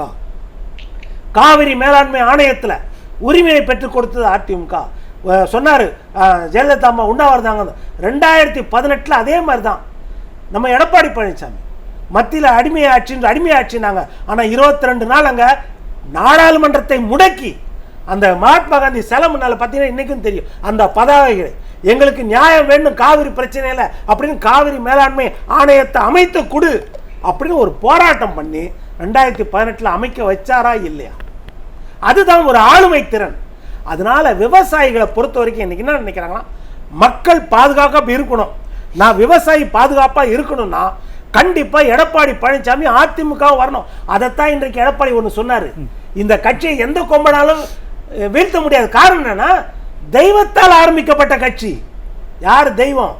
இந்த மக்கள் இன்றைக்கு வாழுகிற தெய்வமா, வாழ்ந்த தெய்வமா ஒரு மனிதரை நினைக்கிறாங்கன்னா புரட்சி தலைவர் எம்ஜிஆர் நினைக்கிறாங்க. அந்த எம்ஜிஆர், புரட்சி தலைவர் எம்ஜிஆர் தெய்வமா இருந்து ஆரம்பித்த கட்சி. அதனால எந்த கொம்பனாலும் வீழ்த்த முடியாது அப்படின்னு உணர்வுபூர்வமா சொல்றாரு. நன்றி. பேசலாம். காசிநாத பாரதி, இறுதி கருத்து மிகச் சுருக்கமா. புரட்சி தமிழர் எடப்பாடியார் அவர்களுடைய ஆட்சியில் குறுவை சாகுபடிக்கும் பயிர் இன்சூரன்ஸ் இருந்தது. ஆனால் திராவிட முன்னேற்ற கழக அரசு வந்ததற்கு பிறகு 2021க்கு பிறகு குறுவை சாகுபடிக்கு பயிர் இன்சூரன்ஸ் அவங்க செய்யலை. அதனால இன்னைக்கு லட்சக்கணக்கான விவசாயிகள் பாதிக்கப்பட்டிருக்கிறார்கள். இப்போ எடப்பாடியார் அவர்களுடைய அரசாங்கத்தில் ஹெக்டேர் ஒன்றுக்கு 84,000 ரூபாய் அந்த இன்சூரன்ஸ் தொகையை பெற்று தந்தோம். அதுபோல் வெள்ள நிவாரணமோ வறட்சி நிவாரணமோ வந்தால் அப்போது ஏக்கருக்கு 20,000 ரூபாய் கொடுத்தோம். இன்னைக்கு ஸ்டாலினுடைய முக ஸ்டாலின் அவர்களுடைய அரசில் 13,000 தான் கொடுக்கப்படுகிறது. உதயநிதி ஸ்டாலின் பிரச்சாரத்தில் சொன்னார், நீங்கள்லாம் 5 பவுன் நகை வச்சுருந்தீங்கன்னா சீக்கிரமாக ஓடுங்க, கூட்டுறவு சங்கத்தில் அடமானம் வைங்க, நாங்கள் வந்தது தள்ளுபடி செய்கிறோம். 10 பவுன் வச்சுருந்தவங்களாம் 2-5 பிரித்து எல்லாம் வச்ச வரலாறு உண்டு. அண்ணன் பொன்வில்சன் அவர்கள் சொன்னது போல் கடைசியாக என்ன பண்ணீங்க, 1 ஏக்கருக்கு கீழே நிலம் வச்சிருக்கிறவங்க எத்தனை லட்சம் பேர் இருப்பான் தமிழகத்தில்? 13 லட்சம் பேருக்கு கொடுத்தீங்க, 37 லட்சம் பேருக்கு ரிஜெக்ட் பண்ணீங்க. அதே எடப்பாடியார் அரசாங்கம் கூட்டுறவு வங்கிகள் மூலமாக பெற்ற கடன்களை 11,200 கோடி ரூபாயை தள்ளுபடி செய்தது எடப்பாடியார் அவர்களுடைய அரசு. நீங்கள் வந்ததுக்கு பிறகு பண்ணியிருக்கீங்களா? கல்வி கடன் ரத்து பண்ணுறேன்னு சொன்னீங்க, பண்ணீங்களா? அதனால ஒட்டுமொத்தமாக இன்றைக்கு காவிரி பிரச்சனையிலிருந்து ஆரம்பித்து, பயிர் இன்சூரன்ஸிலிருந்து ஆரம்பித்து, அந்த கரும்பு விவசாயிகளிலிருந்து ஆரம்பித்து ஒட்டுமொத்தமாக விவசாயிகளுக்கு எதிராக செயல்படுகின்ற இயக்கம் திராவிட முன்னேற்ற கழகம். இன்றைக்கி ஓட்டு கேட்குறதுக்கு மட்டும் மக்கள்கிட்ட வர்றாங்க, அடித்து துரத்துறாங்களே எல்லா இடத்துலையும். நாங்கள் பார்க்குறோமே, பிச்சாண்டி முன்னாள் அமைச்சர் பிச்சாண்டியை அடித்து துரத்துறாங்க. அதுபோல் தயாநிதி மாறனை 2 கிலோமீட்டருக்கு முன்னையே கேட்டு வச்சுருவார், இவர்கிட்ட ஒரு மனு கொடுக்க கூட போக முடியாது, துரத்துறாங்களே. சகோதரி ஜோதிமணி அவங்கள கரூரில் துரத்துறாங்களே. எங்கேயாவது ஒரு இடத்துல துரத்தப்படாமல் திராவிட முன்னேற்ற கழகத்தை உதயநிதி ஸ்டாலின்ட்டே கேட்குறாங்க, நேரடியாக ஸ்டாலின்ட்டே கேட்குறாங்க, நீங்கள் வேர்ல்டு பென்ஷனை கொண்டு வர்றேன் நீங்களே, பழைய ஓய்வூதிய திட்டத்தை கொண்டு வரேன்னு சொன்னீங்களே, ஏன் செய்யலை? இன்றைக்கி எதுக்காக ஓட்டு கேட்டு வர்றீங்கன்னு எங்கேயாவது அதிமுககாரங்கள் அப்படி யாராவது நடக்குதா? அதனால் வெகுஜன மக்களுக்கு எதிராக செயல்படுகின்ற திராவிட முன்னேற்ற கழகம். இந்த தலைவர் சொன்னார் ஜூன் 4ன்னு சொல்லி, ஜூன் 4 மதியத்துக்கு ஈவினிங் வரைக்கெல்லாம் வெயிட் பண்ண வேண்டியதில்லை, மதியத்துக்கு மேலேயே திராவிட முன்னேற்ற கழகம் தூக்கி எறியப்படும். இந்தியா கூட்டணி போன முறை இவர் பிரதமர் வேட்பாளராக இவரை ராகுலை சொல்லாமல் இருந்தால் எதிர்க்கட்சி அந்தஸ்தாவது கிடச்சிருக்கும். இவர் அறிவித்த ராசியை நம்ம எதிர்க்கட்சி அந்தஸ்து கூட புட்டுக்கிட்டு போணுச்சு. இந்த வாட்டி அதை விட மோசமாக போயிடுமாங்கிறது தெரியலை. ஏன்னா 4-8 மாவட்டத்தில் வெள்ளத்தில் பிக்சாம் புயல்லையும் வெள்ளத்திலையும் பாதிக்கப்பட்டாங்களே. இன்னைக்கு ஓடி ஓட்டு கேட்குற அந்த 196 கவுன்சிலர்களும் இன்னைக்கு ஓடி வர்ற உதயநிதியும், அன்னைக்கு அவ்வளோ பெரிய வெள்ளம் வந்தபோது நீங்கள் இந்தியா கூட்டணிக்கு போனீங்களே, அந்த மக்களை பார்க்கலையே, இன்றைக்கி ஓட்டு கேட்கறதுக்கு மட்டும் போகிறீங்களா? அப்புறம் ஏன் அடித்து துரத்தாமல் என்ன பண்ணுவான்? அதனால் மக்களுக்கு எதிராக செயல்பட்டு விட்டு அவர்களிடமே வாக்கு கேட்டு அதை அந்த ஃபார்முலாவை அவங்க அப்பா சக்ஸஸாக பண்ணிட்டு போயிட்டார். அதே ஃபார்முலாவை இவங்களும் அடாப்ட் பண்ணிக்கிட்டே வர்றாங்க. ஒட்டுமொத்தமாக எந்த இடத்துலையும் இதே 20 ஆண்டுகள் மத்திய ஆட்சியில் இருந்தீங்களா நீங்கள், அதே போல் 20 ஆண்டுகள் அனைத்து இந்திய அண்ணா திராவிட முன்னேற்ற கழகம் மத்திய அமைச்சில் இருந்துருந்துச்சுன்னா இந்த காவிரி பிரச்சனையோ, கச்சத்தீவு பிரச்சனையோ, முல்லை பெரியாறு பிரச்சனையோ, தமிழர்களுடைய ஒட்டுமொத்த உரிமை பிரச்சனைகளை நாங்கள் சால்வ் பண்ணியிருப்போம். அதுதான் இன்னைக்கு எடப்பாடியார் கேட்குறாரு. அதனால வந்து 40க்கு 40 தொகுதியிலும் வருகின்ற பாராளுமன்ற தேர்தலில் நாங்கள் திமுக வெற்றி பெறுவீங்க. அதுதானே சொல்றோம். அவங்க அடிச்சு துரத்துறாங்க, அடிச்சு துரத்துறாங்க. வெற்றி பெறுறது 40 இல்ல இல்ல திமுக கூட்டணி கனவு யார் வேணாலும் காணலாங்க. பூனை கண்ணாடி 2 பக்கம் சொல்லலாங்க. இந்தியா கூட்டணி வெற்றி உங்களோட உங்களோட ஆயிரக்கணக்கான போராட்ட களத்துல இருந்த அண்ணன் PR பாண்டியன் அவர்களே விவசாயி இல்லைன்னு சொல்லிட்டீங்க. விவசாயி தான். நான் உடனே பார்த்தேன் கோட்டு மாட்டிருக்கிறதுனால அவருக்கு தெரியாம போயிடுச்சு. கண்ணாடி போட்டிருக்கிறதுனாலே தெரியல கோட்டு. ஏன்னா அவர் தலைவர் பாணியிலே வர்றாரு. ஏன்னா கான்கிரீட் போட்டுட்டு அதில் நடந்து போய் விவசாயிகளை பார்க்குறவங்க தானே அவங்க. நாங்கள் களத்தில் நிற்கிறோம். நாங்கள் அதனால அந்த வித்தியாசம் தெரியுதோன்னு PR பாண்டியன், உங்களுடைய இறுதி கருத்து மிகச் சுருக்கமா? அதுதான் இப்ப நீங்க தான் எல்லாமே பட்டியலிட்டு இருக்கீங்க. எந்த ஒரு திட்டத்தையும் செய்யாம விவசாயிகளை குண்டர் சட்டம் போட்டு சிறையில் அடைச்சிட்டு நில ஒருங்கிணைப்பு சட்டம் கொண்டு வந்து இன்னைக்கு விளைநிலங்கள் மட்டுமல்ல, ஏரி, குளம், குட்டை, நீர்வழி பாதைகளான ஆறுகளை வரைக்கும் அபகரித்துக் கொள்ளலான்னு சட்டத்தை நிறைவேற்றி தான் நெய்வேலி நிலக்கரி சுரங்கத்துக்கு பரவனாரையே வேறு திசை நோக்கி மாத்தினாங்க. எந்த அடிப்படையில் நோக்கி மாத்தினாங்கன்னு தெரியாது. அதே போல நான் சொல்றேன், நீங்க விவசாய சார்ந்த தொகுதிகள் பாராளுமன்ற தொகுதிகள்ல 1-2 தொகுதி தான் திமுக போட்டியிடும். நீங்க டெல்டாவில காவிரி கரையில இருக்கிற திருச்சியிலேருந்து ஆரம்பிச்சு கடலூர் வரைக்கும் நீங்க எடுத்துக்கிட்டீங்கன்னா 6 பாராளுமன்ற தொகுதி. தஞ்சாவூர் தகுதம் இதுலயே அவங்க போட்டியிடல. அவங்களுக்கு இருக்கிற அச்சம். நீங்க கன்னியாகுமரியில ஆரம்பிச்சு சென்னை வரைக்கும் பாத்தீங்கன்னா தூத்துக்குடி, தென்காசி, அதே போல வந்து ராமநாதபுரம்.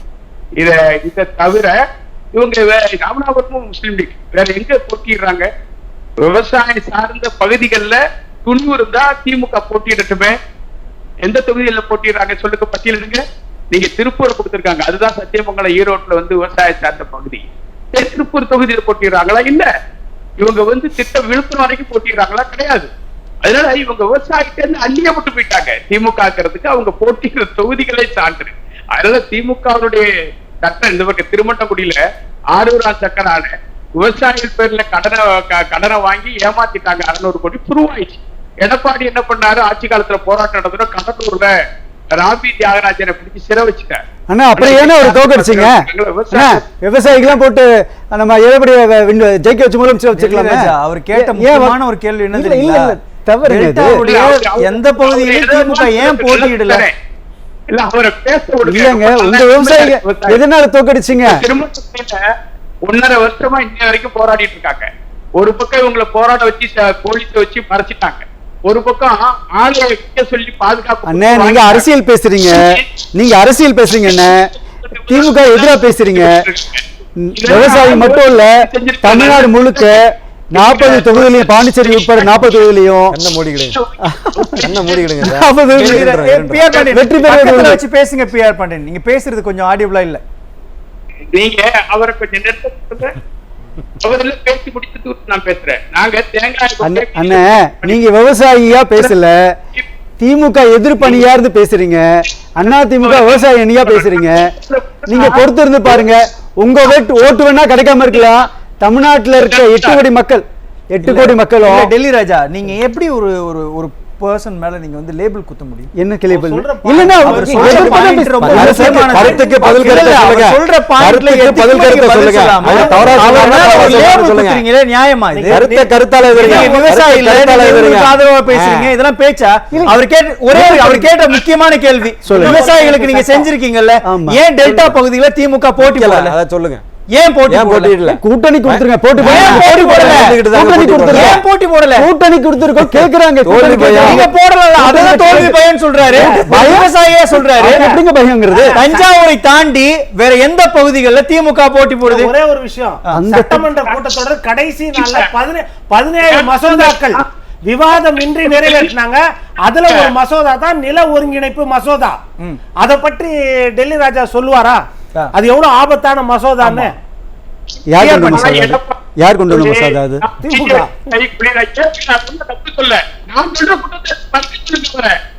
நான் சொல்றேன், ஆதாரத்தோட சொல்றேன். தேங்காய்க்கு விலை கிடைக்காம கொடுக்குறோம், நீ ஏன் பாமா கேட்கிற?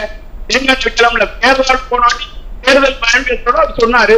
5000 எண்ணெய் தொழிற்சாலையில உருவாக்கி தேங்காய்க்கு விலை கிடைக்குது, தேங்காய் உற்பத்தி பண்றாரு. நீங்க ஏன் வந்து பாமாயில் வாங்குறீங்க? கடலை பத்தி நாங்க போராடுறோம். நிலக்கடலை ஆட்டா நல்ல எண்ணெய், கடலை எண்ணெய் கிடைக்கும். எண்ணெய் விலையை வச்சு கொட்டுறோம், விலை கிடைக்கல, போராடிட்டு இருக்கோம். நல்லெண்ணெய் தான், நல்லெண்ணெய், கடலை எண்ணெய், தேங்காய் எண்ணெய் தான் இன்னைக்கு முதலமைச்சர் முழுமையா உபயோகப்படுத்துறாரு. மக்களுக்கு மட்டும் பாமாயில் கொடுக்குறாரு. அந்த எண்ணெய் சாப்பிட்டாலும் ஏன் அதை நீங்க செய்ய மாட்டேங்கிறீங்க? காய்கறி பாண்டியன் ஒரு நிமிஷம் நான் சொல்றேன். மதுரையில் விவசாயில கோமனம் கட்டிட்டு இருக்கான்னு தான் மகாத்மா காந்தி தான் கோட்டை கட்டிட்டு அவர் அரை நிர்வாணமா உட கொடுத்தினார். இன்னைக்கு தமிழ்நாட்டில் இருக்க விவசாயிங்க அவங்க குழந்தைங்கள படிச்சு திராவிட ஆட்சி, எங்க கலைஞர் ஆட்சியில் எங்க திராவிட ஆட்சியால படிச்சு ஒவ்வொரு 36 ஆண்டுகள் அதிக ஆட்சி புரிஞ்சிருக்காங்க. 36 ஆண்டுகள் அதிமுக அவ்வளவு செஞ்சிருக்கீங்கல்ல, அப்புறம் டெல்டாவுல போய் விவசாயிகள் இன்னைக்கு ஏன் டெல்டாவுல போய் நீங்க போட்டியிடுவாங்க, துரத்தி அடிச்சிருவாங்க. அந்த போட்டியிடலாமே, நம்ம கூட்டணி கேக்குறாங்க. இவ்வளவு செஞ்சிருக்கீங்கல்ல, வந்து திருமாவளவன் மாதிரி கேக்குறாரு, திருமாவளவன் கேக்குறாரு, சிங்கப்பூர் மாதிரி கொடுக்குறோம். ஏங்க டெல்டாவுல திமுக போட்டி போடுறாங்க? தஞ்சாவூரை தாண்டி டெல்டாக்குள்ள ஏன் திமுகவால் நுழையல? திமுகவால் ஏன் நுழைய முடியல? எங்க கூட்டணி கட்சிக்காரங்க ஒத்தக்கால நிக்கிறாங்க, எனக்கு கொடுங்க, இந்த சீட்டு கொடுங்க, இந்த தொகுதி கொடுங்க கேக்குறாங்க. அவங்களை சாட்டிஸ்ஃபை பண்றது கொடுத்துதான். விவசாயிகளுக்கு நாங்க செஞ்சிருக்கோம், அந்த பலனை நாங்க அனுபவிக்கிறோம்னு சொல்லி நிக்க வேண்டியதானே? மேற்கு தமிழ்நாட்டுக்குள்ளேயும் திமுகவால நுழைய முடியல, டெல்டா பகுதிகளுக்குள்ளும் திமுகவால நுழைய முடியல. அப்படின்னா திமுக எவ்வளவு ஏமாற்று கட்சி அப்படின்றது மக்கள் முன்னாடி தெரியுதுன்றதானே பிஆர் பாண்டியனுடைய ஸ்டேட்மெண்ட். எடப்பாடி சூப்பரா ஆட்சி பண்ணினா இருந்தா, அதனாலதான் அதிமுக டெல்டா பகுதிகளில் நிக்குது. 520 பொய் வாக்குறுதிகள் உங்களுடைய, நீங்க ஏமாத்துறீங்க. பிரசாந்த் கிஷோரை வச்சுக்கிட்டு தமிழ்நாட்டில் இருக்கிற மக்களை ஏமாத்துனீங்க. 520 ஜூன் 4ஆம் தேதி எங்க திமுக ஆட்சி உதயசூரியனும் கை சின்னமா வெற்றி பெற்று இங்க தமிழ்நாட்டுல 40க்கு 40 தமிழ்நாடு விவசாயிகள் பாலாளமாயிடும். மக்கள் எத்தனையோ வரலாறு மாற்றி எழுதியிருக்கிறாங்க. எதிர்க்கட்சி மக்கள் எவ்வளவு வரலாறை திருத்தி அமைச்சிருக்கிறாங்க. திருத்தி எழுதப்படும் வரலாறு பேசலாம். பொண்ணு இங்க விவாதம் தான், ஜோசியை எல்லாருமே சொல்லலாம். இங்க விவாதம், இந்த பாயிண்ட்டுக்கு என்ன பதில், இதுக்கு என்ன பதில் அப்படின்றதுதான் இன்றைக்கு விவாதம் தான். பாண்டியன் பேசுறாங்க. பிஆர் பாண்டியன் மிக சுருக்கமா, நேர எல்லை கருதி. தஞ்சாவூர் தொகுதியில் திமுக போட்டியிடுதுல போய் விவசாயிக்கு நாங்க திட்டங்களை சொன்னு பகிரங்கமா சொல்லி அந்த விவசாயோட ஆதரவோட விட்டு கேட்கிறாரு திமுக விவசாயி. நாங்கள் விவசாயி வேட்பாளர் நிறுத்திருக்கிறேன். இது வரைக்கும் அரசியல். நன்றி நன்றி பிஆர் பாண்டியன். நேர எல்லை கருதி நம்ம பொன்னில்சன் பேச வேண்டியது இருக்கு. மிக சுருக்கமா பொன்னில்சன். அதான் ஒரே ஒரு விஷயம் தான். இப்ப நான் என்ன சொல்றேன், தேர்தல் வாக்குறுதிகள் இன்னைக்கு கூட ஊடகத்துல பாத்தீங்கன்னா வெப்சைட்ல அந்த ஸ்டாலின் பேசின பேச்சு அப்படியே இருக்குது. அதாவது ரேஷன்ல 1 கிலோ சர்க்கரை கூடுதலாக கொடுக்கப்படும், அது இன்றைக்கு வரைக்கும் கொடுக்கல. உளுத்தம்பருப்பு கொடுக்கப்படும் ரேஷன்ல 240 வாக்குறுதி இன்னைக்கு வரைக்கும் கொடுக்கல. கருப்பட்டி கொடுக்கப்படும் விவசாயிகளுக்கு, பனை வெல்லம் கருப்பட்டி கொடுக்கப்படும், பனை வெல்லம் கொடுக்கப்படும் சொல்லியிருக்காரு ரேஷன்ல, இன்னைக்கு வரைக்கும் கொடுக்கல. அதே மாதிரி கொப்பரையை வந்து அரசாங்கமே கொள்முதல் பண்ணி தேங்காய் எண்ணெய் நியாய விலை கடைகளில் ரேஷன்ல கொடுக்கப்படும், இன்னைக்கு வரைக்கும் கொடுக்கல. அதனால எத்தனை பொய் வாக்குறுதிகளை கொடுத்ததால அந்த திமுகவுக்கு இந்த இடம் வாக்கு போட மாட்டாங்க. நன்றி. மக்கள் என்ன முடிவெடுக்கிறாங்க அப்படின்றத பொறுத்திருந்து பார்க்கலாம். நிகழ்ச்சியில் பங்கேற்ற கருத்துக்களை வழங்கிய விருந்தினர்கள் 4 நன்றி. மற்றொரு விவாத நிகழ்ச்சியில் சந்திக்கலாம். நன்றி, வணக்கம்.